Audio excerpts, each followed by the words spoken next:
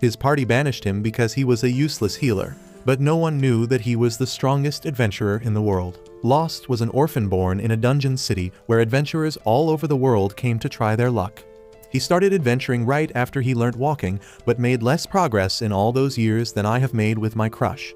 The reason behind this was that his class was a healer, but had no talent at all, and that earned him the title of Lost the Incompetent. Despite getting insulted each day, he strived to become an adventurer and even joined a party, but eventually he was kicked out. Today, he is standing in the Adventurers Guild with a board saying that he is looking for a party, and then suddenly, a blue-haired girl asks him to join her party. Everyone in the guild is shocked, and they look at the girl like they would at Michael Jackson and Kobe Bryant if they came back alive. The girl introduces herself as Cena, a martial artist, and Lost tells her that he is a healer, for whatever it's worth. Just then, the receptionist in charge of Lost, Amma, comes running there to stop Cena from making the biggest mistake of her life because she is talking to the biggest loser in this guild. The receptionist says that everyone knows that even Sakura was much more useful than him, so no one takes him in their party. However, Cena is a total noob who doesn't care about stuff like that, and she tells Alma that she had decided to form a party with Lost very long ago. She then goes to Lost to convince him to join her party, and Alma wonders what she meant by long time ago. Soon after that, she slides the paperwork for registering a new party towards Cena and Lost, and the stupid girl doesn't even know what to do. Luckily, Lost knows how to fill out the paperwork and does it for her. Cena keeps staring at him with affection, recalling how he was the one who saved her from a monster attack in the past. His act of heroism was imprinted on her that day, and ever since then, she has been trying to find him. After that, Alma asks for her commission, and Lost pays her some copper coins from his tiny purse. Alma declares that they are officially a party now, and Cena is really happy to hear that. They shake hands and hit the road, where Lost tells Cena about the dungeon in the city that has not yet been fully explored, and many adventurers come to conquer it. They get out of the city, and Cena asks Lost if it is too early for them to enter the dungeon because the receptionist earlier was lecturing him not to take the newbie to the dungeon so soon. Lost explains that because the magic energy of the dungeon leaks out, there are many parts around the city where monsters are found. All beginners start on the western side where the monsters are weakest, but Lost says since there are very few monsters there, it is not worth their time. He says that they should go to the dungeon because there are plenty of monsters there, and as long as they don't go deeper, they won't find anything strong. They soon reach the entrance of the dungeon, and Cena immediately steps in front of Lost, saying that she will walk ahead of him since she is a martial artist and he is a healer. Lost has no choice but to agree to her, but he is worried if she can actually fight. His worries are proved baseless as Cena shows off her skills and makes quick work of the goblins. She proudly asks Lost what does he think of her now, and he admits that he is impressed. The goblin bodies disappear and leave behind magic stones. Lost picks up one of them and explains that selling these stones to the guild is the main source of income for most adventurers. The stones have magic in them and can be used for various things. This is the 101 of becoming an adventurer, but the dumb Cena doesn't even know that. Anyway, Lost tells her that goblin magic stones don't sell for much, and they need to hunt stronger monsters to earn more. Cena is eager to go deeper with him, and they venture further into the dungeon. As they keep walking, Lost suddenly pulls her back because she was about to step on a trap. He puts a stone on the tile to disarm the trap, and the floor in front of them suddenly splits, revealing many skeletons pierced by sharp spikes below. Cena is amazed and asks Lost how did he notice it. He replies that he noticed that the color of the tile was a little different than others. They cross the trap area by clinging to the wall, and then Cena says that locating traps is a thief's job, and Lost tells her that he has picked a bunch of useful skills by being an adventurer for a long time. After a while, they suddenly run into an orc, and Lost says that a mid-level monster should not be found here. Cena asks if they should retreat, but he believes that together they can defeat the orc. He tells Cena that he won't try to force her, but she is ready to do anything together with him. They go in front of the orc, and Cena immediately charges towards it. She jumps high to deliver a powerful kick to him, but the orc is unfazed. However, the orc moves quite slow, giving her enough time to dodge its counter. Even then, she gets struck by a stray rock, and that gives the orc a chance to attack her once again. Cena shuts her eyes, but the orc's blow never reaches her. When she opens her eyes again, she sees Lost standing in front of her. and the orc already starting to disintegrate because of his deadly attack. She is left speechless by this, and asks Lost if he is really a healer, and he gives the same old answer that he learned a lot after his years of being an adventurer. He then suddenly notices Cena's injury, and while she tells him that it's just a scratch, he insists on healing it properly. He uses a basic healing spell on it that takes too long even to heal such a small scratch. After that, they pick up the orc's magic stone that is worth a lot. Lost says that they have earned enough money and shown their skills too, so they should head back, but Cena wants to do even deeper. They explore the dungeon some more and then return to the guild, where Amma is taken aback to see so many magic stones. When she notices the orc's magic stone, she lashes at Lost, asking if he took Cena to the middle floors. He explains that they found an orc near the top, and Cena confirms what he just said. Amma believes Cena's words because she has heard other reports of strong monsters being found on the surface. She believes that something must be going on inside the dungeon, but she can't say for sure. She then asks if they want to sell the magic stones, and Lost affirms. Amma is really happy as she prepares their money, and Lost tells the confused Cena that the guild employees get a commission based on the sales made by the adventurers they manage. Soon, Amma presents a lot of money to them, and Lost is shocked because he didn't even earn 1/10 of it in his previous party for the same work. It finally dawns on him that he has been played like a fiddle by his previous party that scammed him of his hard-earned money. Amma always knew this, but she is not exactly a champion of justice. Cena says that it is too mean and the guild should step in, and Amma replies that they will solve the case for a good fee. However, Lost doesn't want to bother with it because he has already joined a new party and moved on from his past. They leave the guild with that and go straight to an inn Lost often visits and asks the owner if she has any spare rooms. The lady asks Lost if they need separate rooms or a shared one. Cena begins to let her fantasy run wild about sharing a bed with Lost, but he opts for separate rooms, disappointing her. Once inside her room, Cena begins to remember the day Lost saved her, when she was a blonde. He healed her minor injuries, and Cena told him that when she grows up, she will become an adventurer and form a party with him. Ever since that day, she has been training hard to become a strong adventurer, but now that she formed a party with him, he didn't even recognize her. She knows that it is obvious that after so many changes in her appearance, Lost wouldn't know who she was, but she still feels hurt. She shakes off these negative feelings and swears that no matter what, she is going to stick by Lost's side and protect him. However, she wonders why do the people of this city call him talentless when he is so strong. If you liked this video, please subscribe to the channel and watch this next video on your screen. At night, Lost has a dream about the day he was kicked out of his former party, Lightning Blade. They had taken a mission to hunt a powerful monster, but one of their main damage dealers got injured and was infected with poison as well. While the swordsman tried to hold off against the monster, Lost used his basic healing spell on the purple-haired bitch, who told him to hurry up. She called him useless because his healing spell won't detoxify the poison, and Lost told her that this would not happen if their party leader bought antidotes like he asked. The blonde swordsman told him that antidotes are too expensive, and it is Lost's fault that he can't use any purification spells despite being a healer. The Hydra monster began pushing him back, so he asked the timid magician to shoot some spells at it. The magician did as she was told, but her fireball did 0 damage, and she gave in to fear. The blonde asshole decided that this mission was impossible, so he turned his back on his friends and ran away. The timid magician also ran away screaming, and Lost had to support the purple bitch as they followed them. The next day, the swordsman told Lost that he was fired from their party because he was a total waste of oxygen, and they would do better without him. Lost was shocked to hear this, but both the swordsman and the purple girl told him that it was his fault that they failed the previous mission. They even forced the magician into blaming him, and that was the end of his time with the Lightning Blade. As Lost wakes up from the dream, he thinks that he had convinced himself that he didn't care about being kicked from the party. He then recalls that something even worse happened 6 years ago, when he was already gaining fame as the incompetent healer. A party approached him, and he was so eager to become a real adventurer that he joined them without asking any questions. However, those bastards just pushed him in front of dangerous monsters because they needed Lost to be bait. As he tried to run and dodge the monsters, the bastards began sneaking away, but the monsters noticed them.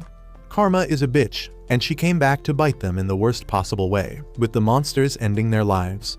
Lost was horrified by this, and he somehow managed to make it out of the dungeon. He was thinking about giving up on being an adventurer when he saw a carriage under attack by goblins. The only survivor was the young Cena, and without wasting a second, Lost charged ahead to save her. He was ready to sacrifice his life to save her, but then someone hit him from behind, and he passed out. When he woke up, he found Cena looking at him. Luckily, some knights on patrol duty had found them and gotten rid of all the goblins, and Lost realized that he couldn't do much to save the girl. He felt lost and useless, but she thanked him because he bought enough time for the knights to arrive there. Cena told Lost that he was very cool, and he couldn't believe her. He suddenly spotted an injury on her arm and began healing it. She thanked him, and he told her that this was all he could do. He told her how the party he joined used him as monster bait, and Cena began crying. She could not bear to see someone treated so cruelly, which is why she promised Lost that when she grows up, she will become an adventurer to form a party with him so that no one would treat him badly. She soon left with the knights, and Lost realized that she was from a noble family, so it was impossible for her to become an adventurer. However, her words encouraged him not to give up on being an adventurer, and he continued working hard. He met some mentors who told him to compensate for being a poor healer by picking up other skills. When he thought he was ready to work again, he joined the party Lightning Blade, but was kicked out after being humiliated in front of the entire guild. Lost begins thinking about the girl he saved again and thinks that if she hadn't encouraged him that day, he would have never met Cena, not realizing that they are the same person. Just then, Cena comes to his room to invite him for breakfast, and Lost gladly joins her. After that, they head to the dungeon again, and this time, they go deeper and find a floor with a teleportation circle. Lost tells Cena that the teleportation circle was placed here by a legendary magician hundreds of years ago. It can take them to various places within the dungeon where similar teleportation circles are present, but unfortunately, the skill of making them is lost to time, and no new teleportation circles can be created. After the lecture, Lost shows Cena how to use the teleportation circle and transports them to another room in the middle floors of the dungeon. Lost says that there are dangerous monsters here, so they should be more careful. Soon, they come face to face with some skeleton monsters, and Cena attacks their leader, only to pass right through it. Lost defeats the monsters on his side, and then comes to warn her that this is a lick, a monster that doesn't have a real body so physical attacks don't damage it. He tells her that they should retreat for now because they can't defeat it, but Cena says that she has a technique that can beat the lick. Lost realizes that she is talking about Kai, the spiritual energy which expert martial artists can manipulate and use as a weapon. He taunts and lures the lick after him, while Cena waits for her chance behind a pillar, gathering her Kai around her fist. Just as the lick passes her by, she comes out of hiding and hits it with her Kai-powered punch, immediately destroying it. Cena is proud of this, but then suddenly, the wounds she got from attacking the lick earlier begin to hurt. Lost rushes to her side and pulls out a pokeball-like magic tool that can amplify his healing powers. He casts healing magic on Cena's arm, and with the power of the magic tool, her injuries get healed quite quickly. Later, they return to the Adventurer Guild and present their loot to the receptionist Amma, who is delighted to see the magic stone from a lick because it is quite expensive. As Lost and Cena head to the inn to rest for the night, they find two adventurers arguing with each other in the middle of the road. Lost complains that it seems like all the problematic adventurers are coming to this city, and Cena can see that he is right. Lost is not happy that these people are ruining the vibe of the city, but decides to forget about them and have a nice meal to celebrate their success. As they sit down to eat, Cena asks Lost about the huge pillar in the middle of the city. She asks if it is a monument, but he tells her that he has no idea. He is also curious about the purpose of the pillar, but when he asked the craftsmen about it, they couldn't tell him anything. They only got the blueprint and the money from an agent and have not even seen the real client. Lost has only heard that there is a whole chain of agents to keep the identity of the real client a secret, and he thinks that it is something fishy. He says that instead of wasting time and money on building such useless things, they could build a city wall to keep everyone safe from dangers. Cena says that a wall is not necessary because this city is full of adventurers who can protect the people when it counts. After that, they head to their rooms, and Cena wants to tell Lost that she wants to come over for some Netflix and chill, but she can't bring herself to say it. As she plops on her bed, she begins fidgeting because she missed the chance to slide into his pants yet again. On the other hand, Lost is thinking that it is nice to form a party with someone who values him, and he begins wondering if he will ever get to see the noble girl he saved again. Meanwhile, Lost's former party leader has found a new healer for their group. He introduces the pretty girl named Lyra to his party members, but they are not really happy about another girl joining their group. This irritates Lyra, but the blonde swordsman thinks that with a capable healer in their group, they will certainly be able to take down the Hydra this time. Later that day, the party goes to fight the same old Hydra, which has not yet healed from the injuries it got during their previous fight. The blonde idiot tells Lyra to join him at the front lines while the magician girl will support them from behind. Meanwhile, the purple-haired rogue bitch is going to sneak behind the monster and deal critical hits when it is not looking towards her. He rushes ahead, but Lyra stops him and says that she can't fight on the front lines because she is a healer. Blondie asks what she is talking about because Lost used to do it all the time. Lyra lashes at him, asking if he was really forcing a healer into close combat. Blondie doesn't even get what he did wrong and says that Lost was only good at close combat anyway. He used to run around like crazy, but sometimes he used to land solid hits on the enemies. The purple bitch says that he was the one who cut off the Hydra's head, and Lyra is shocked. Anyway, Blondie tells her to stay back if she can't fight, but asks her if she can at least use antidote spells. Lyra confirms that she can, and Blondie is confident that they will be able to defeat the monster today. On the other hand, Lost and Cena also visit the guild at the end of the day to submit their haul. They have brought more magic stones, and while Alma is glad about the money flow, she also tells Lost to be more careful, as they always seem to head to the middle floors. Lost replies that since they are only a two-man team, they take extra caution. Alma tells him that if he gets more members, the party will be able to perform even better. She suggests they get a warrior or a magician because that would give them more options, and they will make even more money. Lost begins to consider her advice seriously, and Cena is worried that they won't be alone anymore. However, Lost says that they are fine right now, relieving her of her worries. Alma says that is fine too because they are already earning well. She tells Lost that at this rate they can even rent a house, and Cena wants to know more about it.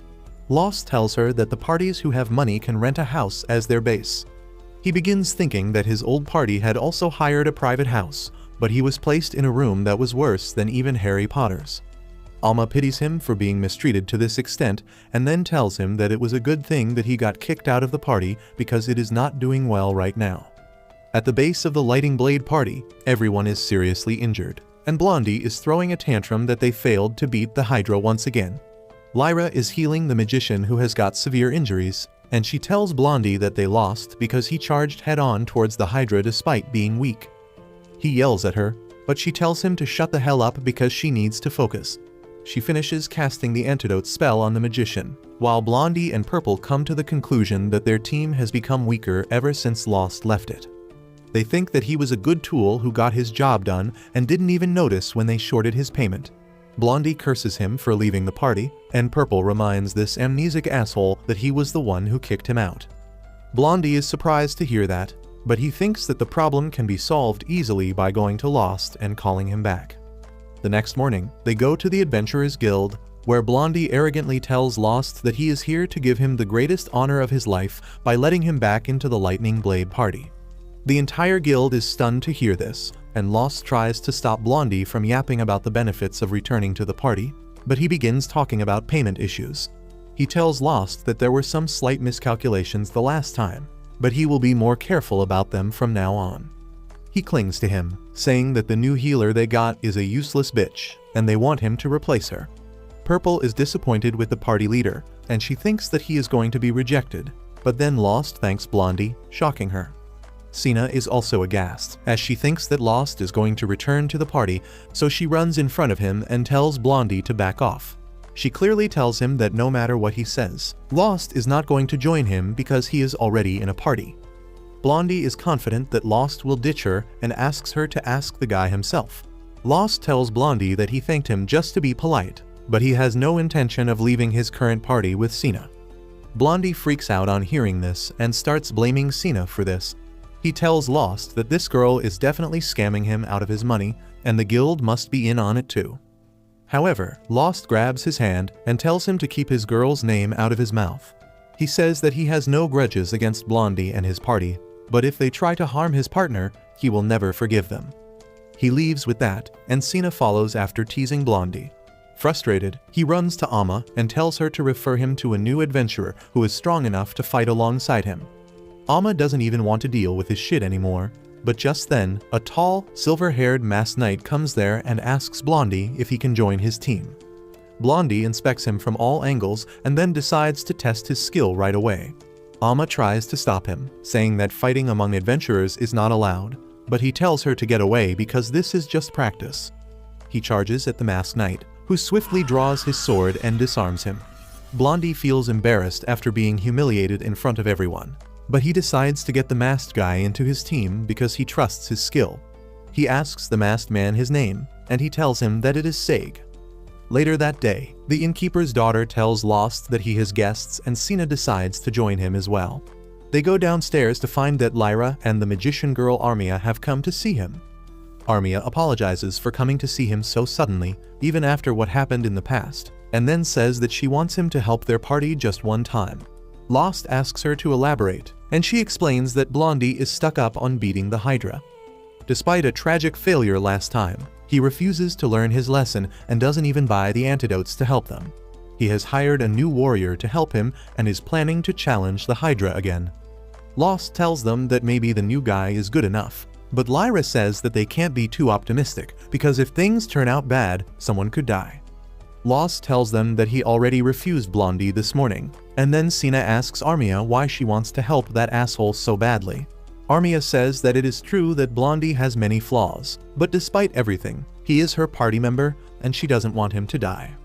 Cena snaps at this and asks Armia if Lost was not her party member then. She asks if she didn't know that he was being robbed of his money and that it was unfair to kick him out.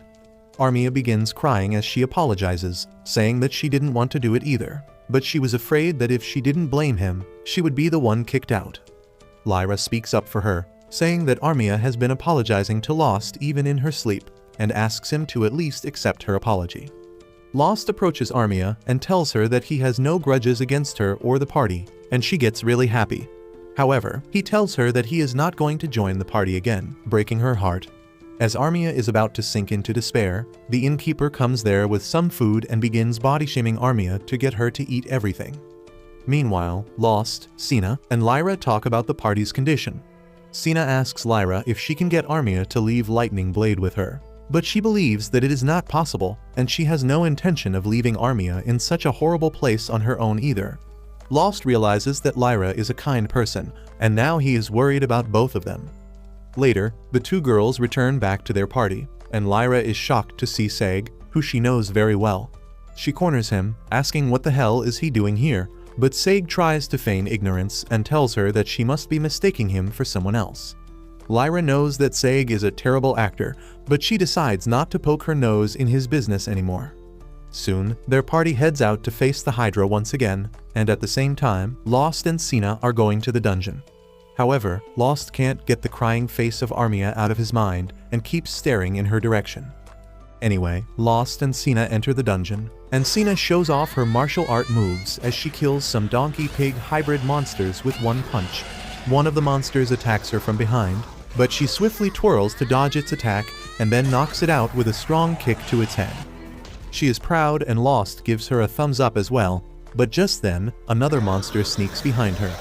Cena notices it in time and defeats it with a precise back kick. She boasts about her strength, saying that she can do this all day, but apparently her stomach can't. It begins growling because, and Lost laughs, telling the embarrassed girl that they should have lunch now. They sit down in a quiet corner to eat, and as they begin eating, Lost tells Cena about the Hydra, which is a powerful monster with thick muscles and sturdy scales that bounce back basic magic and physical attacks. Cena freaks out and wonders if Armia will be safe, but Lost tells her that since the Hydra is a relatively common monster, a lot is known about how to fight it. Its poison is lethal, but the antidote can be purchased from the market. Cena replies that Lyra told them that Blondie didn't purchase the antidote because it was too expensive, and Lost tells her that Lyra will handle that with her detoxifying magic. He asks Cena not to worry too much, because the Lightning Blade party isn't half bad. He says that despite being an asshole, Blondie is a decent swordsman, and Purple is quite agile and stealthy as well. Cena gets jealous on hearing Lost praise his old party, but she doesn't say it out loud. However, as they resume the dungeon exploration, she tells Lost that she has grown bored of exploring the same floors on the dungeon every day, so they should head out to the swamps where the Hydra is found for a change. In the swamps, Lightning Blade is fighting the Hydra. Blondie injures it, and then Seg charges ahead to finish the job. However, he only deals a deep wound to the Hydra and doesn't slash the head. Blondie asks why the hell did he chicken out, but Seg strokes his ego, asking if he is going to let someone else take the glory of defeating the Hydra. That was all Blondie needed to forget the plan and charge straight at the Hydra, but that backfires as the monster tackles him. In the meantime, Lyra finishes healing Purple, who immediately rushes towards the Hydra. Lyra is low-key disappointed by how this party runs. Seg can't be fully trusted, and Blondie is an idiot. However, she sees that the Hydra is tired, and their attacks are working. Even Armia is spamming fireballs, and Lyra thinks that they will win at this rate. Suddenly, the Hydra flicks a rock towards Armia, knocking her down, and as it approaches her, she gets overwhelmed by fear. Suddenly, a black smoke begins releasing from her body, and Seg identifies it as fear that monsters use to grow stronger. Lyra believes that it is something else because naturally people can't see fear, but as she touches the black smoke that is flying towards the Hydra from all directions, she realizes that it is mana. She tells everyone that monsters can mutate after absorbing mana, and the same happens with the Hydra. It evolves into a more powerful version, and even its severed heads grow back. Seg knows how dangerous this monster can be, so he says that they should retreat, but Blondie is still hooked on the glory he will get after killing the Hydra. He attacks it, but his sword snaps in two on hitting the Hydra's scales. He is completely defenseless as the Hydra attacks him, but then out of nowhere, Lost arrives there and parries the attack. Seg tells Lost to go and help Armia while he deals with the monster here. Lost agrees and goes to Lyra, who is trying to help Armia, but that is hard because magicians are resistant to magic and healing spells don't work too well on them either. Lost takes up the task and begins spamming the basic healing spell. Lyra is perplexed and asks what the hell is he doing, and his former party members tell her that he is overlapping the healing spells because that is how he healed them in the past. Lyra says that it is not possible because it's like drinking a bottle of cough syrup and hoping that the coughing is cured instantly. However, Lost makes this seemingly impossible method work, and Armia wakes up before immediately going back to sleep. Soon after that, Lost and Cena join the fight along with Seg. Cena attacks the Hydra's head, and then Lost slashes it to create a weak spot. After that, Seg charges ahead with his magic sword, and slices the Hydra's head with one swing of his blade. As the fight continues, the Hydra takes Cena by surprise and knocks her out. It keeps her as a hostage to challenge Lost to a one-on-one fight, because after evolution, it has grown more intelligent, and it remembers that Lost was the one who cut its heads. Lost takes up the monster's challenge, only to get humbled within seconds. He gets seriously injured and falls to the ground. However, he suddenly wakes up again, his body overflowing with magic. Everyone is taken aback on seeing Lost as he looks like he has been possessed by a demon. A horn protrudes from his forehead, and he cuts all the heads of the Hydra in a single move, easily defeating it. Everyone is stunned to see this, but then Lost suddenly returns to normal and collapses. He wakes up later with Cena by his side, who tells him that Lyra healed him with the only antidote she had bought. Lyra and Seg have questions about the power Lost just displayed, but before they can say anything, Blondie and Purple begin praising Lost, saying that he is really amazing. They flatter him to get him back, and even offer to split the money from this mission evenly between the three of them. Blondie and Purple say that the two newcomers didn't do much, so they don't get a cut, and ask Lost to keep his sidekick satisfied somehow.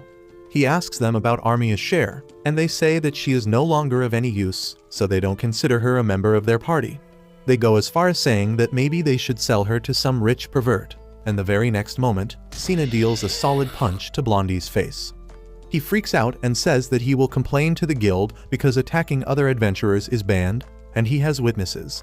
However, Seg decides to shut him up for good, and says that they were talking about selling Armia to some rich perverted noble, and that is a very serious crime. He says that they are under arrest with immediate effect, and everyone learns the truth only when they get back to the guild. Seg is actually a high-ranking adventurer who works at the guild headquarters in the capital. Everyone is shocked to hear this, and Seg takes off his mask as he explains that it is the duty of elite adventurers to maintain law and order among others. He had heard that things in this city were pretty bad because of some ill-behaved adventurers, so he came here for an undercover investigation. Lyra asks what is going to happen to Blondie and Purple now, and the receptionist Alma says that they will be expelled from the Adventurers Guild and possibly be thrown in jail for life. They freak out on hearing this and tell Seg that since they haven't done anything, they should be set free. They even offer to pay him, but he doesn't pay them any attention. Suddenly, Lost asks to talk in private with Seg. They go outside, where Lost requests Seg to let Purple and Blondie go this time, because deep down, he believes Purple and Blondie are not that people. He wants to give them a second chance so that they can continue to be adventurers and atone for their mistakes. Seg decides to accept his request and frees the two culprits, but tells them to get as far away from this town as possible, because if he finds them again, they are going to prison. They run away, and then Alma asks Seg if it is right to let them go. He replies that firing them from the guild may not make them better people, but if they can monitor them, there is still hope. For that purpose, he decides to stay in the town for some time. Later that night, Seg tells Lyra that his real mission here is to investigate the growing number of mutating monsters in this area, and he suspects the guild branch's chief to be behind it. He asks Lyra to form a party with him like the old times, and she says that she will only do so if he lets Armia join them as well, because she can't just abandon her. Seg agrees to her request, and then says that he can do with another ally, because he plans to keep an eye on Lost and his strange power as well. Soon, Seg and his party meet Lost and Cena over brunch. Lost is surprised to hear that they've formed a party with just 3 people and asks Armia if she is fine with joining their party. She timidly replies that she has nowhere else to go and Seg and Lyra saved her life, so she owes them a lot. Lost and Seg assure him that they told her that it was not something to beat herself over, but Armia still chose them, and Lost is glad to hear that. After that, Cena and Lost head out to the guild to cash in the Hydras magic stone. Besides that, Lost also wants Cena to pick up a designated quest today because hunting monsters won't get her too far as an adventurer, and doing quests will pay her better and even help her build connections.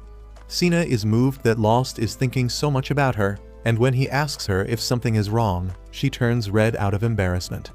They reach the guild soon, where everyone gazes at them with distrust and suspicion. Apparently, the rumors of Lost defeating the Hydra have reached everyone, and no one can believe that it is true. He immediately pulls Cena to a corner and tells her to be more careful now, because many bad people will try to steal the Hydra magic stones from them. Just as he finishes saying that, an adventurer named Marnell comes there to talk with him.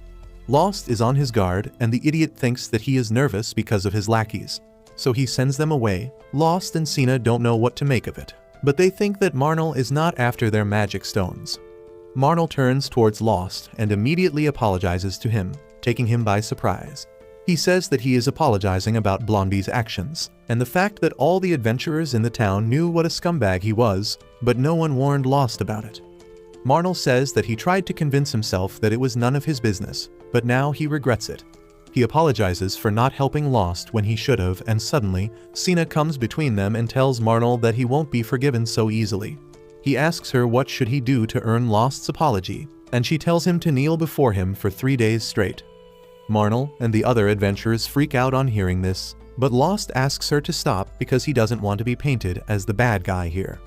He says that he doesn't want to dig up the past, and then adds that even after defeating the Hydra, he is still incompetent as a healer. He stretches his hand towards Marnell so that they can be on better terms from now on, and the veteran adventurer gladly shakes it. He tells Lost to contact him if he ever needs help, and then goes back to his party. After that, Lost and Cena head to the receptionist desk to hand over the Hydra's magic stone, and Alma practically drools as she sees the magic stone that is enough to turn them all into millionaires. She says that the Hydra's difficulty level was already high, and since it mutated, the price of its magic stone increased by a lot. However, that is also a warning that a disaster may soon occur because monsters require a tremendous amount of mana to mutate. Usually that happens in the deeper floors of the dungeon, but if it happened on the surface, then it means that an unnatural amount of mana is leaking from the dungeon. Cena asks if the guild can't do anything like sending a team to investigate the matter, when suddenly, Alma's superior Han arrives there. She freaks out as she hears his voice and tells her that her adventurers had a suggestion. Han tells her that he will hear them out directly and calls them to his office. He receives the report about the Hydras mutation and high-level monsters being found on top floors of the dungeon, and says that things like this have happened before, so they are not exactly unusual. He says that the guild doesn't have enough time or resources to deploy investigation teams anytime things like this happen. Lost tries convincing him that the guild should ensure the safety of its adventurers, but Han tells him that the adventurers knew the risks when they got into this line of work, and those like Lost, who are afraid of monsters, should leave the town immediately. Once they come out of the office, Cena vents out all the frustration she got from spending 5 minutes with Han. She asks who the hell is he to tell Lost to leave the town, and Amma tells her that he is the highest acting authority in the guild. The guild leader is really old and stays in his room all day, and being his left nut, Han is the one who oversees everything. Lost changes the topic and asks Amma to give some quests to Cena. She shows them all the quest requests they have, and Cena starts complaining because most of them aren't even real work. Lost soon finds a quest to hunt down a phoenix near the teleportation circles in the dungeon, and Cena eagerly says that they will take it. Amma advises her to stop thinking about it because with just a healer and a martial artist, they won't be able to take down a flying enemy. Lost and Cena immediately think of asking Seg's party for help and soon reach their base. Seg and Lyra agree, but Armia thinks that Lost will not like to be in the same party with her after all that she has done to him. Lost tells her not to think too much about it because he has forgiven her already. Everyone is on the same page now, and while Seg goes to the guild to handle the paperwork, others go to the market to buy some supplies. Lost tells Cena that they need to buy some potions to take care of the burns they receive from fighting the Phoenix. She says that he is really knowledgeable in all fields, but that suddenly makes her feel incompetent. She begins zoning out in the middle of the road, when suddenly, a girl comes from behind and gropes her. Cena frees herself and throws a punch at her, but the redhead does some acrobatics and dodges her attack. Cena is taken aback when she realizes that the person she thought of as a lesbian molester was actually Ralma, a veteran adventurer who is her dad's friend. She realizes that her dad sent the redhead mommy after her because he was worried about his daughter who ran away from the house. Just then, Lost comes there, and both he and Ralma are shocked to see each other because they know each other well. Lost greets her as his master, and Cena is perplexed by what is happening. They go to a restaurant, where Lost explains that he received training from Ralma for a short period of time. Cena also tells him that her father and Ralma are friends, and he sent her here to check on her. Ralma then tells Lost to leave them alone because she has some private things to talk with Cena, but he refuses, saying that he is Cena's party member, so he should get to know everything. Also, he thinks that Ralma may try to take Cena back with her using force, and he won't let her. Ralma takes that as a challenge and asks if he thinks he can stop her. She shoots a small fireball at him, but he dodges it with his ultra instinct. Ralma is improved by Lost's improvement and allows him to stay. She then asks Cena why she ran from her home, and she says that she didn't run away. She claims that she was in a hurry so she couldn't say goodbye to her parents, but she left a letter telling them that she was going to find Lost. Both Lost and Ralma are dumbfounded on hearing that, and then Ralma asks her the reason. Cena suddenly goes silent and hides her face because she doesn't want to tell Lost that she had her men spying on him, and when she learned that he was kicked from his party, she rushed to him immediately. Lost tells her that she should go back home and talk things out with her dad, but she is worried that he won't allow her to return to his side. She is in tears, so Ralma tells her that her dad is not opposed to her being an adventurer, but he was just worried about her leaving home so suddenly. She assures Cena that she will talk to her dad and explain that she is in safe hands with Lost. She then suddenly sends Lost to fetch some drinks while she pokes Cena about her relationship with Lost. Cena begins talking about how great Lost is, and then suddenly starts crying, thinking that she is a burden to him. Ralma tells her that she has definitely had a positive impact on him, because earlier, he would not have dared to talk back to her in any case. She tells Cena that she changed him for good, and she should spend more time with him. Soon after that, Lost and Cena, as well as Seg's party, teleport to the dungeon to face the Phoenix. Cena is already on her guard, and is surprised when the Phoenix is not present in the teleportation room. Lost tells her that Phoenixes come in various sizes, but they are all quite big, and the door to this room is too small for them to enter. They begin exploring the area nearby, and come to an open space with a high ceiling and a lot of pillars. It is exactly the place where the Phoenix would be, and Lyra says that they just have to wait now. She then explains that this is a newly discovered area of the dungeon, and that means treasures and riches here will belong to the first person who finds them. Cena and Armia are very excited to hear that, but Seg tells them that it is also really dangerous. Lyra adds that because the Phoenix was blocking the newly discovered path, the adventurers could not go inside to explore it. That is why they requested the guild to issue a quest regarding the same, and the reward is also very high because of that. In the meantime, Lost finds some burn marks on the ground and thinks that they are quite near. He picks up a rock and hurls it into the corridor, explaining that phoenixes are territorial monsters, and if they find someone near their home, they will attack them first. Just as he finishes saying this, a portal opens above them, and a blazing phoenix comes out of it. At the same time, the redhead mommy Ralma enters the guild, and as soon as Amma lays eyes on her, she rushes to greet her. She flatters her, because she could tell that even though all of Ralma's accessories look cheap, they are the highest quality magic items, which means she is an elite adventurer. She cannot let someone else take this chance, and immediately asks Ralma how can she help her. However, when the redhead says that she is here to meet the branch president, Amma is taken aback. She asks her if she has an appointment or a recommendation letter, but Ralma denies that and claims that she is not even someone whom the branch president is close with. She declares that she Loki wants to kill that old fossil, and Amma immediately tells her that she can't let her see the branch president in that case. She calls Ralma an idiot for wasting her time, and the redhead decides to force her way. She summons a fireball, and Amma immediately hides behind the counter. Luckily, Han arrives there just in time to stop Ralma, and tells Amma that she is the legendary adventurer called Fire God, and she should be glad that it was not that time of the month or she would have burned the entire guild. Han takes Ralma to his office, and like Lost, she is also concerned about the abnormalities in the dungeon and wants the guild to investigate it. She clearly thinks that the guild president is up to no good, because there are numerous thugs posing as adventurers in the city, and there are mysterious white pillars all around the place as well. Han tells her that she can't blame them without any proof, and claims that he has no idea about the pillars, and the adventurers came to this city because it gives them opportunity. Ralma calls it Cap, because the guild branch president holds the greatest authority over a dungeon city, and she won't believe that he doesn't know about anything. She believes that the branch president brought in the nasty adventurers on purpose, because something big is going to happen, and they want to make sure that no one misses the adventurers who die while fighting it.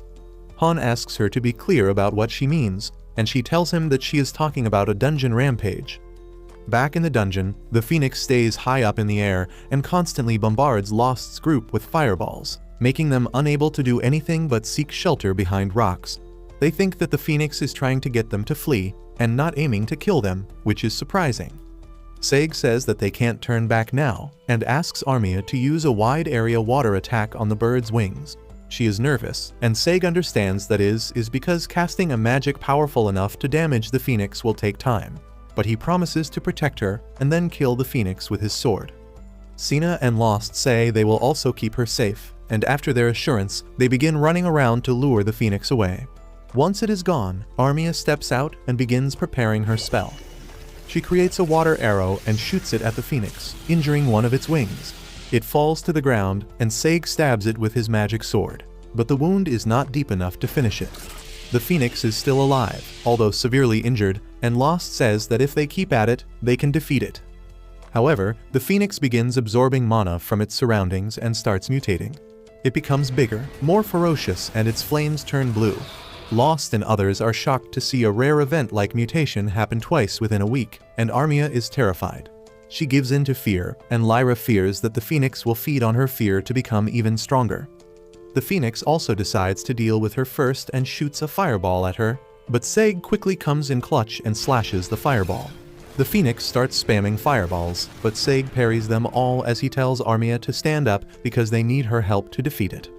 Lyra stretches her arm to help her up, but Armia stands up on her own, full of confidence to overcome her fears and grow stronger. The Phoenix attacks them again, and this time, Cena punches it with all her strength.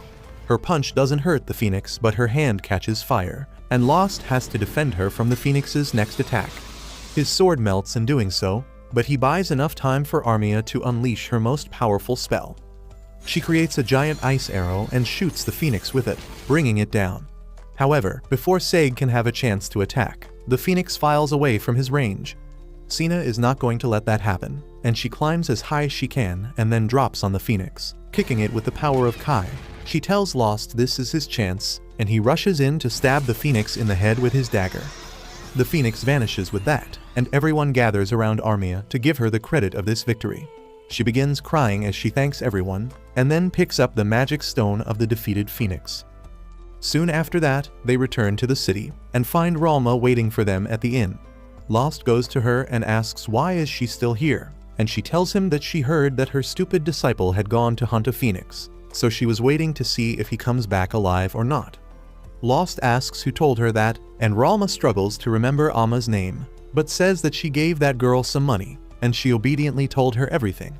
Lost grabs his head as he imagines the scenario, and then Ralma says that it looks like they succeeded in their mission. She says that not only did they get the magic crystal from a phoenix, but also the bounty from the quest, and asks Lost to treat her to dinner with that money. They sit down to eat some soup, and Cena says it is quite different from what she has at home.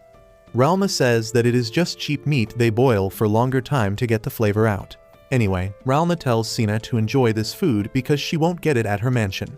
Armia is curious about that, and Ralma realizes no one here knows her true identity. She reveals that Cena is actually the daughter of Earl and Elstria, freaking everyone out. Cena is embarrassed now, and then suddenly, Lost remembers that the girl he saved in the past was from the Elstria family too. He finally pieces all the information together and realizes that the girl whom he saved that day was Cena. On the other hand, Han goes to the branch president to tell him about another mutation, and also informs him that Ralma is here to meddle in their business. A faint smile spreads on the old man's face as he hears her name, because she is actually her student.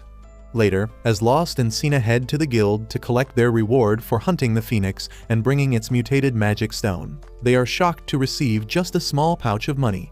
Cena begins acting like a Karen, tells Alma that this amount is too little and she wants to talk to the manager about it. In response, Alma just smirks and tells her to at least check the contents of the pouch before bitching and whining about it. Cena reluctantly opens the pouch, and the gleam of the golden coins inside it almost blinds her.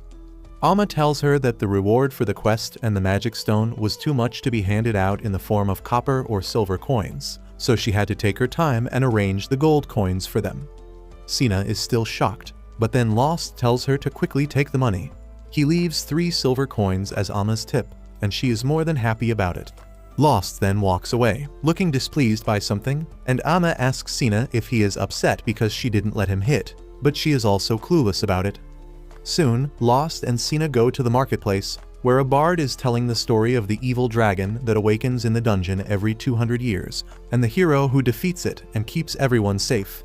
A little away from them, Lost is sitting on a table and Cena brings some food for them to eat. He still seems to be lost in thoughts, and then Cena suddenly suggests that they buy a private house for their party because they have enough money now. Lost is taken aback by this and says that they need to properly think about it. Cena says that she has done her research because she was interested in getting a house for just the 2 of them after the first time Alma mentioned it. She is confident that they can buy a house now, but Lost seems unsure. He asks Cena if she has any problem with the inn they are staying at right now, and she says that she is perfectly comfortable at the inn. However, she finds it too busy and crowded all the time, and she wants to spend some time alone with Lost. Obviously, she doesn't tell him about the second part, and begins imagining their life in a quiet house away from the noise of the city. She thinks that they would talk a lot because obviously there is no other way to kill time, and that will eventually lead to some Netflix and chill. Cena begins to act like an idiot as she imagines Lost rearranging her guts, but he shatters her dream by saying that they should save money right now. On top of that, they have to consider another thing. After their success in defeating the Phoenix, Seg told them they should form a party together, and Lost is seriously considering that. Cena isn't pleased by this idea, and asks Lost if he is really planning to form a party with them. He affirms, saying that in terms of combat strength, they should not let this chance go away, as Seg is a top-notch adventurer. He says that if they are going to venture deeper into the dungeon, they will need his help, but Cena mumbles that she doesn't care even if they don't go deep as long as it is just the 2 of them. To cover her tracks, she nervously smiles and tells Lost that if he wants to form a party with Seg and others, she also agrees. At night, Lost and Cena meet Seg and the girls, and officially announce that they will be forming a party with them. They celebrate this occasion with delicious food and drinks, and Armia gets sleepy while eating. Lyra decides to take her to her room, and Cena follows her because she needs to discuss something with her. Once they reach the room, Cena talks about what happened in the day, and Lyra freaks out that this thirsty hoe threw herself at Lost by telling him that she wants to live together with him, but he didn't get the hint. She tells Cena that maybe Lost likes taking her time with things, and she should try to understand his nature more before making another move. Cena suddenly gets excited, saying that she was right in coming to Lyra for advice, because it seems she has had a lot of romantic experiences, but Lyra only wishes that were true. Downstairs, Lost talks about that to Seg, who calls him an idiot sandwich for refusing Cena's request. He begins to corner Lost with his words and asks if he likes Cena or not. Lost turns red as he begins to ponder the answer, and Seg realizes that he is not good at expressing his feelings. Upstairs, Lyra is saying the same thing about Seg, whom she likes, but that idiot never gets a hint. She begins telling Cena about how they were in the same party in the capital, but then Armia also wakes up to listen to the girl gossip. Lyra says that she always had men lusting after her, and a few even joined her party to get close to her. One day, while Seg was away, one of them tried to force himself on her.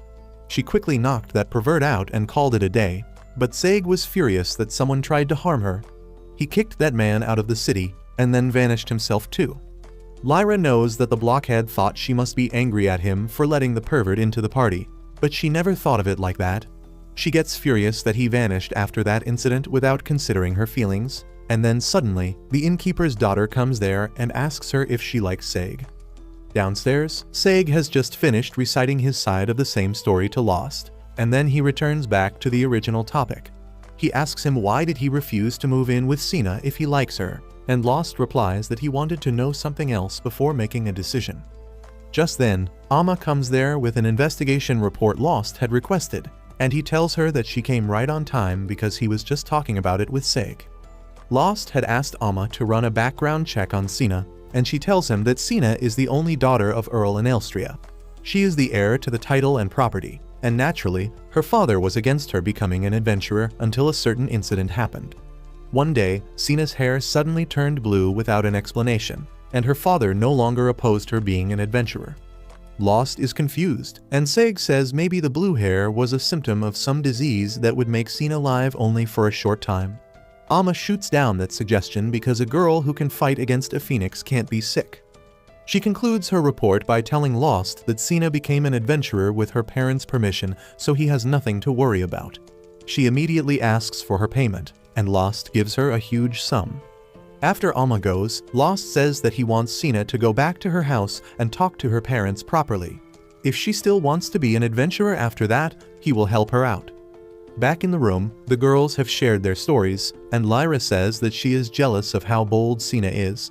That gives the girl an idea, and they immediately head downstairs and push Lyra towards Seg. She nervously asks him if they can talk in private, and the clueless Seg agrees. Soon, all the guests go home, and only Lyra and Seg are left there.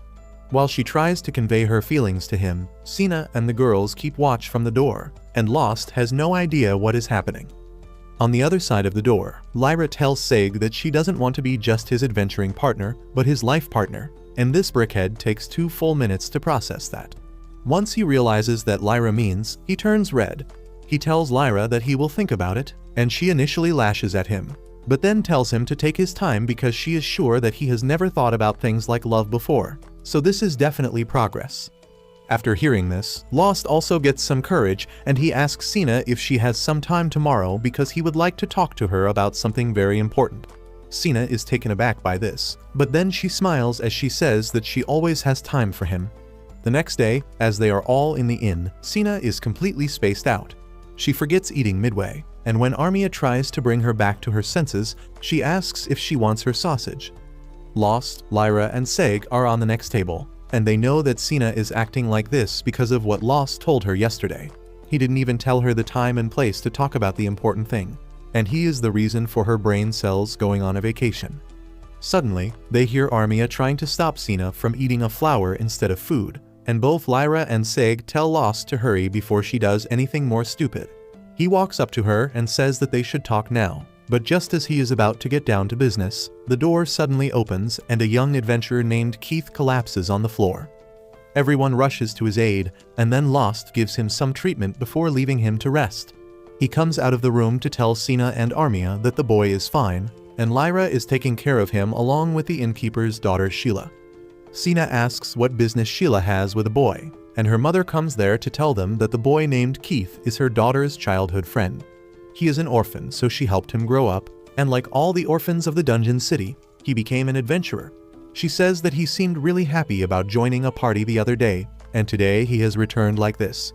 Lost gets angry on hearing this, and tells Cena that he will talk about the important matter later because right now he has to go to the Adventurers Guild. Turns out that the party that Keith joined used him as a decoy to distract orcs in the dungeon. They pushed him towards the orcs to run away, and Lost could sense that from his experience. By the time he reaches the guild, some adventurers have captured the bastards that treated Keith like a disposable. They ask Lost how he wants to punish them because he was the one who asked them to capture them. Lost says that he will let them live, but not in this city. The adventurers threaten the bastards to never step foot in the city again if they value their lives as they free them, and they all run away from the guild. Just then, Alma comes there and she says that she is disappointed at them for taking the matter in their hands, because she had orders from above to feign ignorance about this matter. The adventurers are pissed and ask what the guild is doing, when suddenly, Han comes there and asks the same question to them. He asks how dare they not inform the guild about this matter first and dish out the punishment themselves. The adventurers are furious at him and tell him to come downstairs so that they can beat his ass, but Lost tells them that it won't change anything. He decides to go and negotiate with Han and tells him everything that happened. Han says he had no idea about that, and Lost lashes out at him, asking why is the guild of this city so useless. He says that the dungeon orphans are treated poorly everywhere, but in other cities, the guilds at least try to implement measures to stop that. Han simply tells him that if he hates this city, he should leave it and go someplace that has safety measures. He told him that no one forces anyone to become adventurers, and if they die, it is on them and not the guild.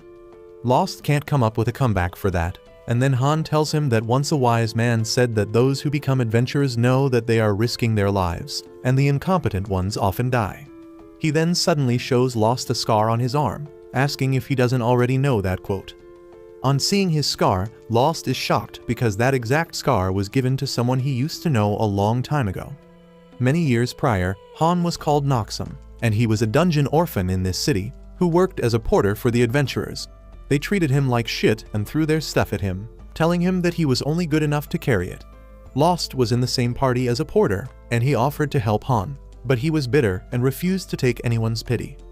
At night, while the adventurers partied, Lost and Han kept watch. Later, Han fell asleep, but Lost woke him up to tell him that there were goblins near them.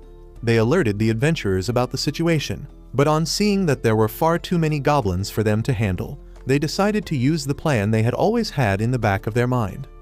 They threw Lost and Han down the cliff to act as bait, and Han was mad. Lost told him to save his rage for later, and they decided to fight their way out of the situation. They managed to defeat some goblins and hide behind trees, and Han said that everyone calls them useless, but at least they managed to be good baits to help the others escape. Lost replied that the others won't be able to escape, because goblins pretend to hunt enemies who are in larger groups, and if they hide just a bit longer, they will attack their party. The exact thing happened soon, and Han smirked as he said that they should use this chance to escape. Lost told him that he wants to save them even though they betrayed them. However, Han could not keep up with him because of a deep wound on his arm. Lost began healing him, and Han was shocked because he should be using this chance to run away. He told him that adventurers are always in danger and the incompetent ones die. But as a healer, Lost was not willing to leave any injured person behind, and he told Han that there is always redemption for people as weak as them too. Back to the present, Han tells Lost that he helped him survive that day, and they lost contact after returning to the city. Things happened, and he eventually became the disciple and the right-hand man of the guild president. He thanks Lost for saving his life, and says that it is his way of returning the favor by telling him to take Cena and leave the town. Lost goes downstairs and tells everyone that he failed, when Alma comes there to call him and the guy named Marnell to talk in private. She tells them that there are many people in the guild who oppose the way the guild president and Han are doing things, but they can't come out in the open. That is why she is going to become the source of communication between such people so that they can protect the town from the growing number of monsters, since the guild president isn't doing anything at all.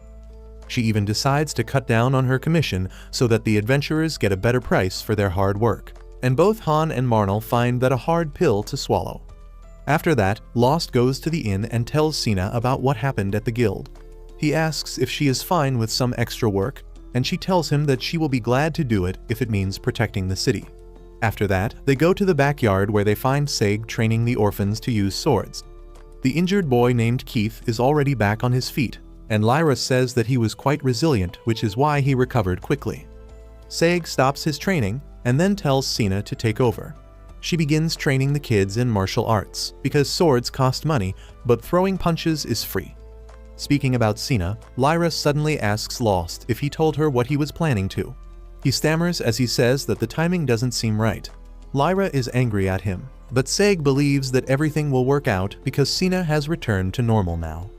On the other hand, Han delivers a letter from the country's prime minister to the guild president Mist. The letter tells him to keep an eye on Cena because she is the sleeping beauty. Han asks the old man if Cena is really so important that even the prime minister always wants to keep an eye on her, and Mist affirms. He asks Han if he has heard the story about the sleeping beauty who sacrifices herself to seal the evil dragon and help the hero defeat it. Han says that every child has heard the story, and then Mist tells him that the story is completely true, and the blue-colored hair of Cena are proof that she is the chosen one. She is the only hope of the world against the evil dragon, and that is why they must keep her safe at all costs. A couple days later, Lost and his party head to the plains outside the city, and they find a huge group of goblins heading towards the city. They begin wondering if they should ambush them or try to attack them from a distance using magic, but Lost suggests that they should fight them head-on. He reasons that for the safety of the people in their city, they should kill all the goblins, and fighting them head-on is the only option to do that. If they ambush them or attack them from a distance, the goblins may escape, and they do not want to let that happen. Sieg and others agree with his plan, and they go to fight the goblins. Surprisingly, they find an old abandoned carriage by the roadside, and Lost and Cena realize that this is the same place where they first met. They don't have any time to get nostalgic about it, because the goblins are already there. The goblins charge at them, and Cena sends one of them flying with her punches, while Lost deals with another. They both think about how they were weak and helpless back then, but things have changed a lot now, and they have each other's backs. They manage to defeat the goblins quickly, but then suddenly, the ground starts shaking.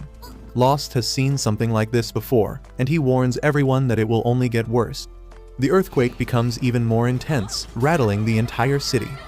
After that, they head back to the inn to find that it is a mess because of the earthquake, but luckily, they didn't take any major damage.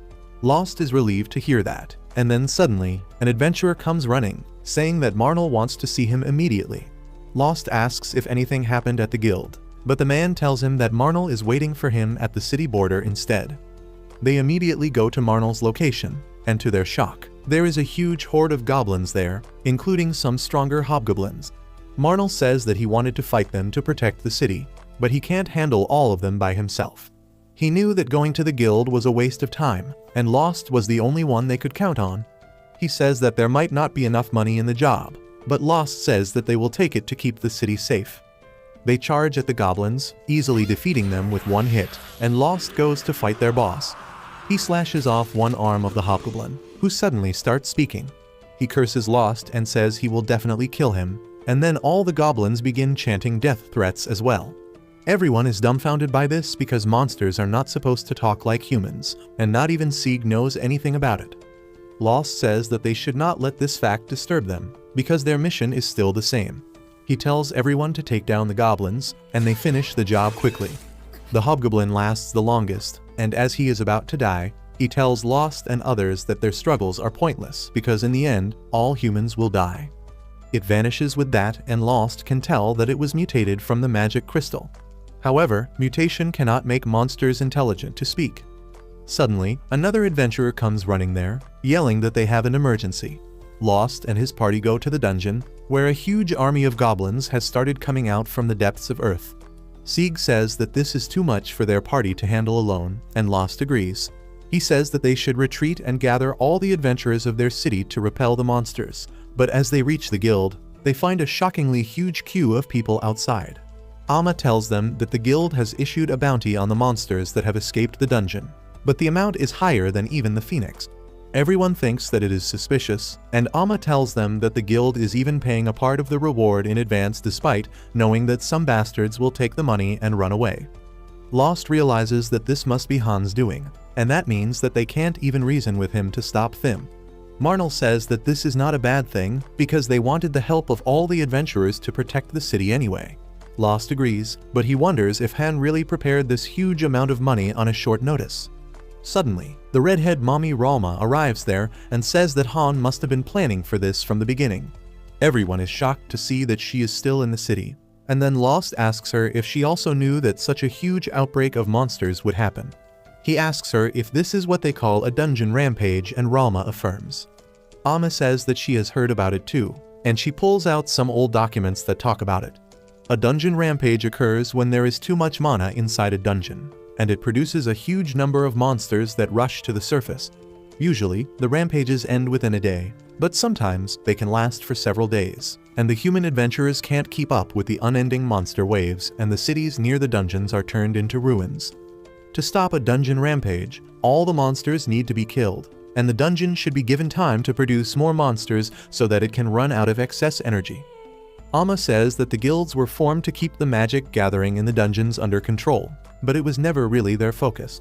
Ralma says that it is obvious because the last dungeon rampage was 100 years ago, and people tend to forget about things as time passes. Marnell says that it seems odd because their dungeon is one of the largest ones around, and a huge number of adventurers go into it every day. Lost agrees, saying that their dungeon shouldn't have excess mana, but Ralma tells him to play Sherlock Holmes later, because right now, they need to deal with the rampage. The people start to evacuate the city in the odd case that the monster waves can't be contained. While the adventurers help them load the stuff, Keith and other boys say that they will also fight on the front lines. Marnell tells them that they are 10 years too young for that, and says that if they want to help, they can act as messengers and patrollers, because that is a very valuable role too. The boys agree to his suggestion, and they decide to help the fighters in other ways. And Lost comes to Marnell to talk about how they were once like these kids as well. Soon, the monsters invade the city, and all the adventurers fight them, most of them for the handsome reward promised to them. The level of monsters starts to rise suddenly, and even mid-level monsters start to come out. To make matters worse, some licks fly around the sky in broad daylight, and Sieg says that they must have mutated. The monsters keep on saying that they will kill all humans, but Ralma blasts them away with her powerful fire magic. Everyone else joins the fight, and they manage to clear the first monster wave. However, there is no time to relax because the next wave is already in front of them, and Ralma decides to take a break for no reason. Lost and Sieg decide to fight together on the front lines, but even skilled fighters like them start having troubles while dealing with the huge number of enemies. Suddenly, Sieg slips on a log, and a minotaur is going to pound him hard, when someone attacks it and kills it in one hit. A voice tells Sieg that he is still lacking a lot, because he can't even use the magic sword he gave him properly. The man then quickly destroys all the monsters and reveals himself to a blonde knight with round glasses. Lost recognizes this knight as Ronaldo, who once taught him swordsmanship. Not only that, Cena says that he taught her some sword skills as well, but she decided to opt for martial arts instead. Everyone is surprised to see him, and then Ralma comes there, lashing at Ronaldo for being late. He taunts her, calling her the furious fire devil, and she attacks him for that. Ronaldo easily blocks her attack, and says that they can talk later because he needs to deal with the monsters first.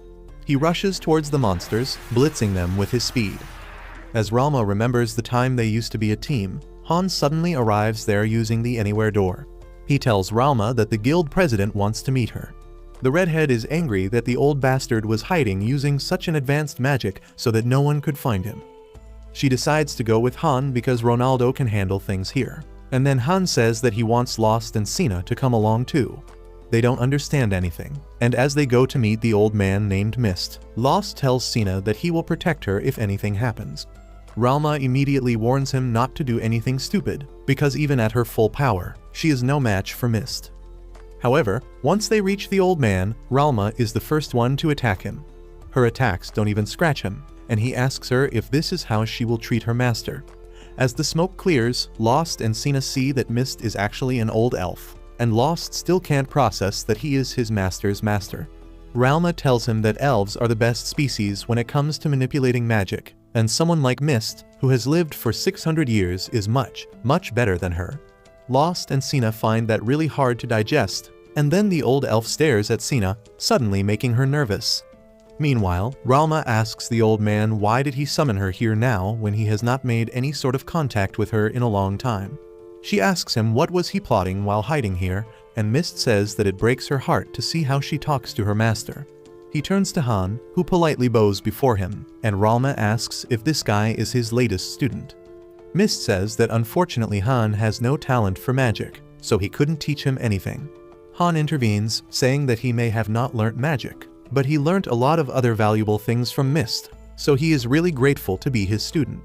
The old elf asks Ralma to learn something from him, but she just dismisses them both.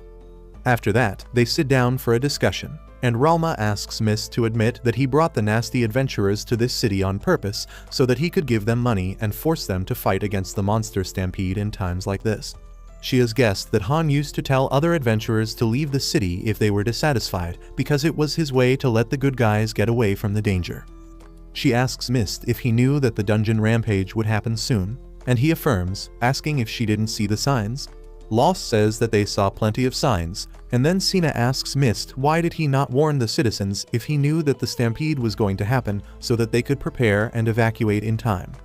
Han says that they only knew that the rampage would happen, but they had no idea about the time it would take. That is why warning the people was useless.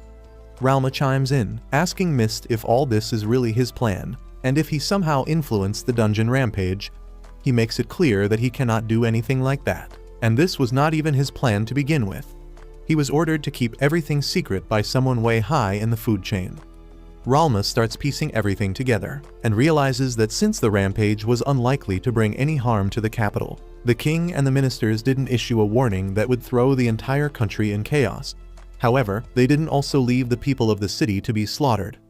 She finally realizes that the mysterious white pillars that have been erected all over the city must be some sort of precaution prepared by Mist, and he praises her for being so observant. He then proposes a deal to her, asking her to fight on the front lines to protect the people, while they head to the deepest floor of the dungeon and defeat the boss.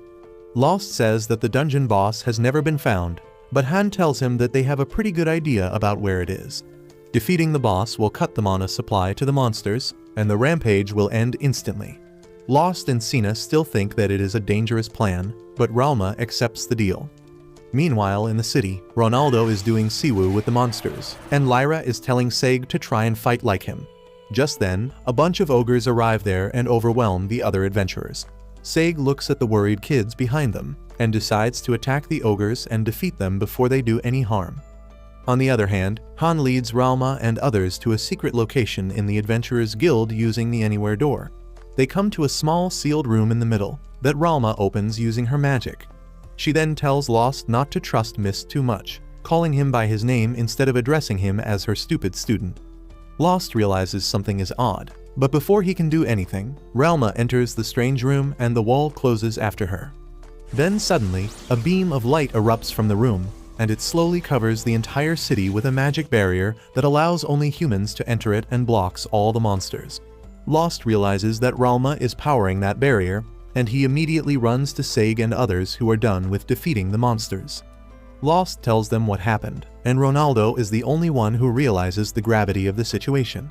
Lost says that even though it may put her life at risk, Ralma decided to protect the city. The girls are concerned about what he means, and Lost explains that Ralma is powering the barrier around the city, and it must need a huge amount of magic. Usually, a magician would lose consciousness after releasing too much magic, but he is certain that the room Ralma is in is a magic tool that will keep sucking her magic until her life ends. Lost is worried about her, and then suddenly, a golden griffin flies towards the city. Seg panics because griffins are extremely powerful monsters and even elites struggle against them. The griffin attacks the city, but it is repelled by the barrier. It keeps attacking, and Ronaldo says that this is bad news, because if the barrier takes damage, more magic will be sucked out of Ralma to repair it. Lost decides to fight the griffin, but Ronaldo stops him, saying that he is not alone. They rush outside the barrier and begin defeating the weaker monsters so that they can fight the griffin in peace. But then suddenly, another legendary monster called Fenrir comes there. Ronaldo tells Lost's group to fight the electric fox while he deals with the griffin. He rushes ahead, and Fenrir tries chasing him, but Armia stops it with a fireball. The Fenrir immediately rushes towards her, but Lost reacts quickly and blocks its attack. He fights off the Fenrir all by himself, but slowly, the fox starts getting faster than he can handle. Lost gets injured by its claws, but Seg attacks the Fenrir before it can deal the finishing blow. Cena takes Lost back to safety so that Lyra can heal him, while Seg and Armia keep the fox distracted. Suddenly, the Fenrir howls, calling a lick to back it up. The lick attacks Armia, and Cena goes to save her. While Seg is distracted because of that, the Fenrir leaps over him and rushes to attack Lyra instead. It pushes her away, and then bites Lost, tossing him high up in the air. As he falls to the ground, still unconscious, Cena gets really angry. She charges straight at the Fenrir, hitting it with a powerful punch. Seg and Lyra tell her that it is too risky, but she doesn't listen to them as she keeps attacking the electric fox. She then lands a powerful kick on its head and sends it flying, but the fox returns, more ferocious than before. It overwhelms Cena, injuring her, and then pinning her to the ground, but she smiles, telling it that it fell for the trick. Just then, Lost leaps at the monster, stabbing it with his knife and dealing a deep wound. The truth is that when the Fenrir tossed him earlier, he was conscious. He healed himself and signaled to Cena to buy him some time, and she tried her best not to disappoint him. She tells the monster that it lost because it didn't see through that simple trick, and then it vanishes because of the damage Lost's knife did. Cena is happy that they won, but she starts losing consciousness because of the injuries and the blood loss. When she wakes up later, she finds herself surrounded by her friends, and her body doesn't hurt anymore. Ronaldo tells her that her injuries were not that serious that 2 healers couldn't patch her up. Cena asks him about the griffin, and he shows her the magic crystal he got after defeating it. She is relieved to see that and thinks that Ralma will be safe for the time being, and Lost says that it all depends on whether Mist keeps his promise or not. Ronaldo says that they have no choice but to trust him for now. Lost then suggests that they return to the inn and come up with a strategy. Suddenly, she hears Han saying that it is unfortunate that she is still alive, and the next moment, he is strangling her from behind. No one can understand what is happening, and Cena can only call out Lost's name as Han drags her into the anywhere door and vanishes. Lost tries following them, but it is useless, and he is devastated. Lost and the rest of the people go back to the inn to rest and regroup, and Ronaldo tells them that Cena is not a normal girl, but the sleeping princess from Legends. Lost is shocked to hear that because he had never even thought about that. Armia asks if the story of the sleeping princess is real, and Ronaldo affirms, saying that it is exaggerated, but it is real.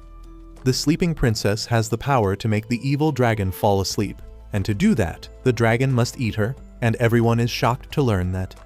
Meanwhile, Han takes Cena to Mist, and as soon as she is free from his grip, she attacks the old elf. He stops her with his magic power, and then tells her that there is no need for violence just yet. He asks Cena if she knows about the evil dragon, and she replies that everyone knows about it.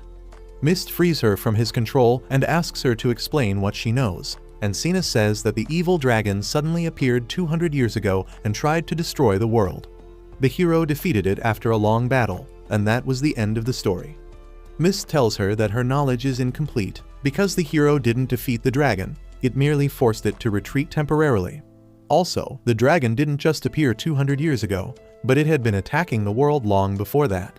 It always appears after 200 years, and when it is defeated by the hero, it returns to its base to regain its strength. Cena realizes that the 200 years are almost up, and the evil dragon may revive any time now. Mist tells her that she is right, and the weird mutations that are happening to the monsters around this area are all because of that. He tells her that the dragon will be revived in the deepest part of the city's dungeon, and Cena panics, saying it will be really dangerous. She asks where is the hero who is going to defeat the evil dragon, and Mist tells her that unfortunately, there is no hero this time. He then reveals that even though there is no hero, they can still put the evil dragon to sleep using the power of the sleeping princess, and that is Cena. She is confused about that, so Mist tells her that the girl chosen to be the sleeping princess has her hair turn blue out of nowhere one day. Cena suddenly realizes that the same happened to her, and her dad must have known about it, which is why he allowed her to become an adventurer. On the other hand, Ronaldo is also telling the same story to Lost and others. He believes that it is not Mist who wants to use Cena to send the dragon to sleep, but the prime minister of the country, who is the one controlling all the guilds. Ronaldo says that the prime minister just wants to minimize damage caused by the evil dragon, but that is not necessarily a good thing, because he is willing to make great sacrifices for that. He adds that it was the prime minister who didn't allow this dungeon city to have walls, because records talk about the dungeon rampages that occur when the evil dragon awakens. He wanted the monsters to attack the city that has no defense system and destroy it, which would cause the entire kingdom to panic. In that case, the king would give him the responsibility to deal with the rampage, and he would be free to do whatever the hell he wants with his absolute power. However, Ronaldo trusts that Mist is not the bad guy here, and he took precautions to protect the city by bringing in the nasty adventurers and setting up the invisible wall. He thinks that Mist plans to kill the dragon before it awakens, but since he can't be sure that his plan will work, he is keeping Cena with him as a precaution. Ronaldo says that if they want to save Cena, they must make sure that the evil dragon is defeated without sacrificing her, and for that, they must reach it quickly. He says that the evil dragon must be resting in the deepest part of the dungeon, and they must take initiative and rush towards it immediately. Everyone agrees to this risky mission to save Cena, but Ronaldo tells them to eat well before anything else, otherwise they won't have enough strength to fight. On the other hand, Mist uses a teleportation magic circle to reach the deepest floor of the dungeon, which houses the shrine of the dungeon boss. Cena is shocked to hear that because she had heard that the dungeon was not fully explored, but Mist laughs, saying that it is just the official story, and he has been here a few times with Han. Just then, Lost and his party arrive there, and he immediately calls out Cena's name. They run towards each other, but then giant one-eyed monsters called Cyclops come in between them. Everyone tells Lost to be careful, but he has gone into overdrive, and he easily kills the 3 Cyclops. Everyone is surprised, but Lost just walks to Mist and asks what was he planning to do. The old man says that he was just waiting for him, and then pushes Cena towards him, saying that he can keep his girl. Lost asks him what does he mean, and Mist says that he wants him to kill the dungeon boss. Everyone is shocked, but Ronaldo asks Mist if he is going to break his promise to Ralma. He replies that he will help in fighting the dungeon master, but he cannot defeat it since he is an elf. He says that elves were not favored by the gods and all of them are already dead, and he will soon join them. He says that there were other species before the elves who met the same fate, but humans have always been favored by the gods, and that is why they dominate the world. He then tells everyone to stop relying on others to solve their problems and save their world with their own hands. They start walking towards the shrine, and Lyra says that she can't trust the old elf because he talks out of his ass, and people like them can't save the world. Saig doesn't have an answer to her concerns, so he turns to Lost, who says that he doesn't trust Mist, but working with him might be the only way to defeat the evil dragon and save everyone. Once they reach the shrine, Mist tells them that every time the hero forces the dragon to retreat, it goes to another dimension to rest and recover. It needs a huge amount of mana to summon it again. The dungeon master then serves as the connection between the 2 worlds and transfers the mana to the evil dragon, enabling it to come to this world. He says that if they defeat the dungeon master, the evil dragon won't be able to get any power, and then it won't be able to enter this world. They might not be able to defeat the evil dragon by following this method, and the dragon will use other dungeons to gather mana and return to the world, but it will take a lot of time to do it from scratch. Mist says that they can use that time to prepare and delay the revival of the dragon indefinitely. He then goes to the altar and summons the dungeon master, which is a biblically accurate angel. Mist tells them that the dungeon master is called Siren, and tells the humans to go ahead and fight it. Saig and Lyra complain that he is just giving orders from behind, but others get ready to fight it. They charge towards the Siren, dodging its attacks. Armia ties it down with water magic, and then Ronaldo and Seed cut off its wings. The Siren launches a barrage of dark bullets at them, but then Cena lands a powerful punch to its head, cracking it. The Siren tries to fly away, but Lost is waiting to take it down. He deals the finishing blow and defeats the dungeon master. Everyone thinks it was too easy, but then suddenly, the portal activates again, and a dark tentacle comes out of it and stabs Han. The evil dragon speaks from the other side, telling Mist that he thought that after fighting so many times, he must have learned his lesson. Mist realizes that the evil dragon has already gathered almost enough power, and then the dragon offers him a trade-off. He says that in exchange for Han's life, Mist should surrender his body to him so that he can use it to come to this world. Mist says that he has no choice but to sacrifice his dear student, but because he hesitated for a bit before trying to close the portal, he falls into the evil dragon's grasp. The dragon gains control of his boy and starts sending mana to the portal, but it is not enough, so he teleports out of the dungeon.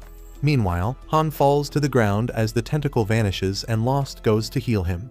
Han says that they don't have time for this because they must save Mist first. Mist, who is under the dragon's control, is outside the city, and the dragon realizes that Mist set up the invisible wall to prevent mana from reaching the dungeon. He uses his great power to summon trees around the city and attacks the barrier at multiple places, wondering how long can Ralma keep it going. Soon, Lost and his friends arrive outside the city using the Anywhere door, and they are horrified to see the evil dragon pushing Ralma's barrier to its limits. Despite getting pressured by constant attacks from all sides, Ralma stands strong.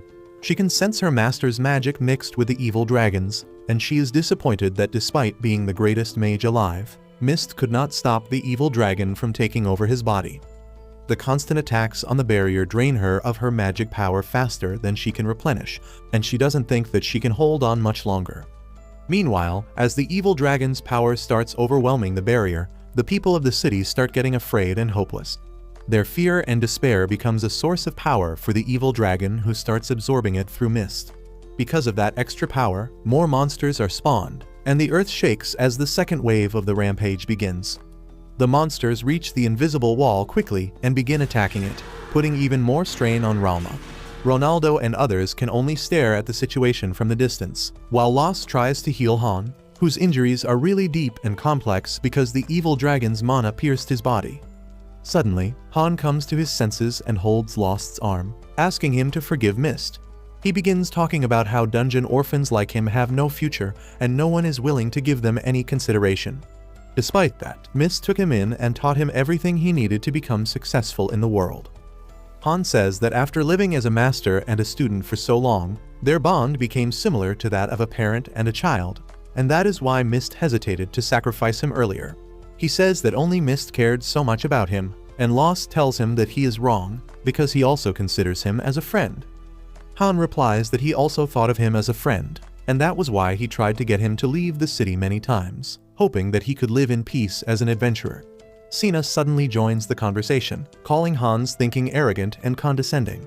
She asks what kind of friend is he when he tries to help his friends by hurting their feelings instead of telling them the truth and asking for help. Han doesn't have any reply to her, and he asks Lost to stop healing him because this must be his punishment for all the bad things he did while trying to save the city.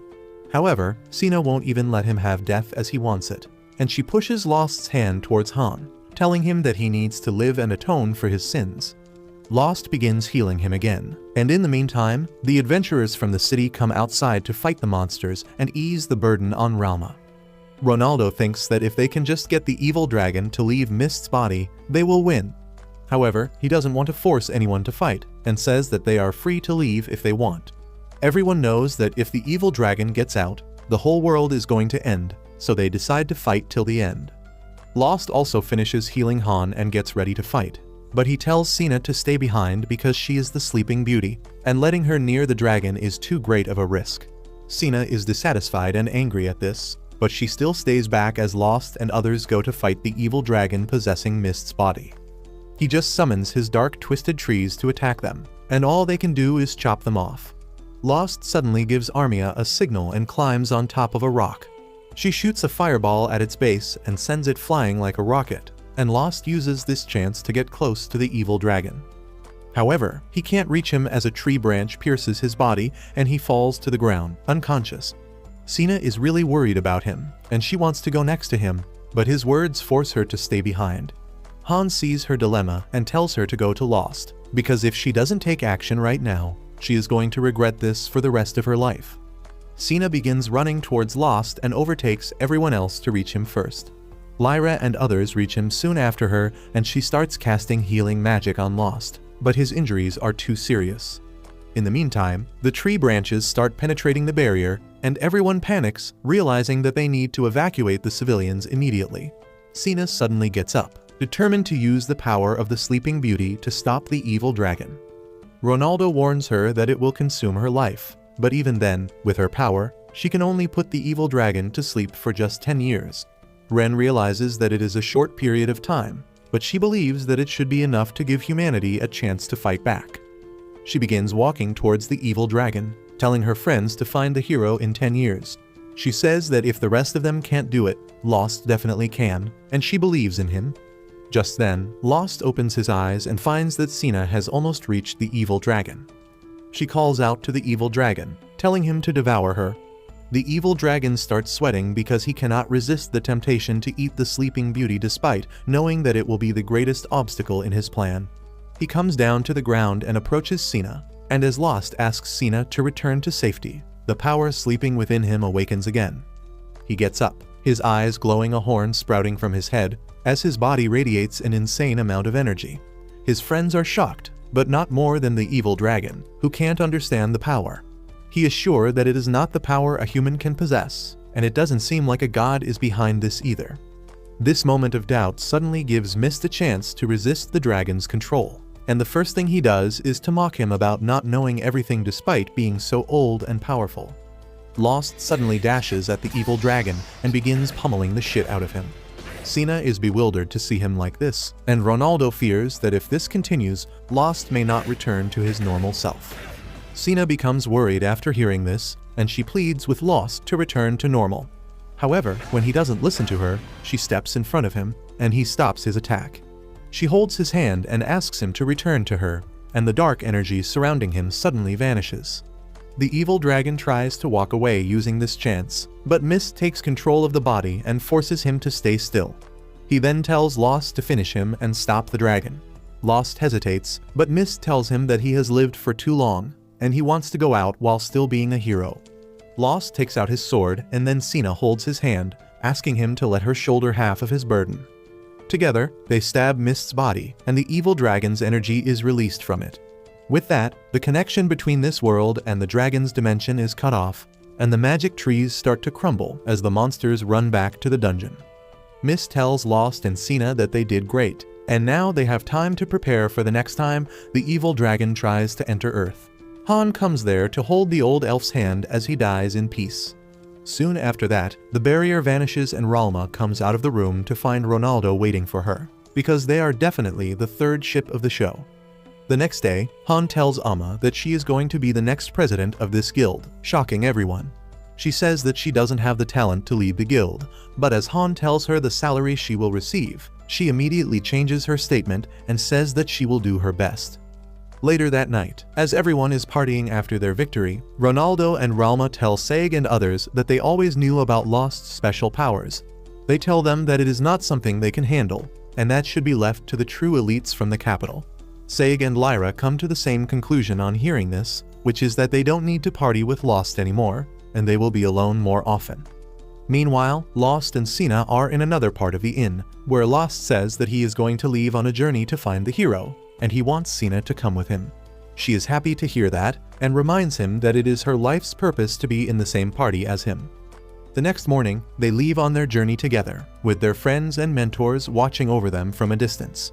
If you liked this video, please consider subscribing and watch the video on your screen next.